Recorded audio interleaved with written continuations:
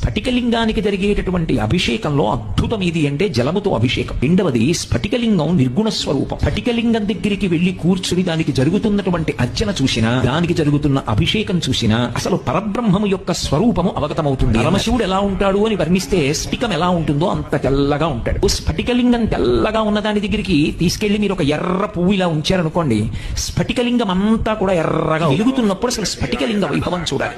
అప్పటికి సూర్యోదయం అవదు. అవనప్పుడు ఆ స్ఫటికలింగం కాంతు ఈదుతుంది అంతరాలయం అంతా. మిగిలిన ఏ శివలింగం దగ్గర అలా చేయరు. ఒక్క స్ఫటికలింగాన్ని ఆరాధన చేస్తే అలా చెయ్యమని శాస్త్రం. అసలు ఈ సృష్టి ఆవిర్భావమునందు వెలిసినటువంటి లింగము ఏది ఉన్నదో అది స్ఫటికలింగము. స్ఫటికలింగం అంటే ఆయన తప్ప వేరొకటి లేదు. ఈ సృష్టి అంతా ఆయనే, ఆయన తప్ప వేరొకటి లేదు. కాబట్టి ఆయనకి స్థాణుహు అని ఒక పేరు. స్థాణుహు అంటే కదలలేనివాడు అని కాదు, కదలడానికి చోటు లేనివాడు. ఆయన ఈ బ్రహ్మాండమంతా ఆవరించిపోయాడు. ఈ బ్రహ్మాండమే